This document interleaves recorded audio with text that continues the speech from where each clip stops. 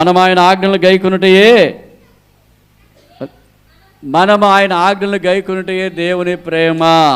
మనము దేవుని ప్రేమించుచు ఆయన ఆజ్ఞలను నెరవేర్చేవారమైతేమా దేవుని పిల్లలను కూడా ప్రేమిస్తూ ఉన్నాం.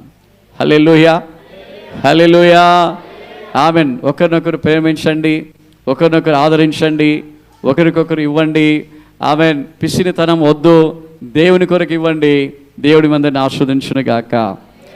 ఈ సంవత్సరము నేను మళ్ళీ చెప్తున్నాను, మీకు ఏం కావాలో ఎదుటి వాళ్ళకి అది కావాలని అడగండి. ఇదొక సీక్రెట్ అది. హల్లెలూయా. ఈ సంవత్సరము యేసులాగా నేను ఉండాలని కోరుకోండి, మీరు యేసయ్యలాగా మారిపోతారు. హల్లెలూయా, హల్లెలూయా. మీరు ఏది ఆలోచించినా గొప్పగా, కొత్తగా, ఫ్రెష్గా. హల్లెలూయా. గొనుగుడు, సనుగుడు, తిట్టుడు, దూషణం, బూతులు లేకుండా, ఏ కట్టు లేకుండా, శాపాలు లేకుండా బ్రతకండి. మీపైన మీరే శాపాలను విధించుకోకండి, పిల్లలపైన శాపాలు విధించకండి. హల్లెలూయా. మీ కుటుంబము మీ చేతిలో ఉన్నది, మీ జీవితము మీ చేతిలో ఉన్నది. ఆమెన్. హల్లెలూయా. యాకోబు పత్రికలో ఆమెన్. జీవ మరణం ఎక్కడున్నాయి?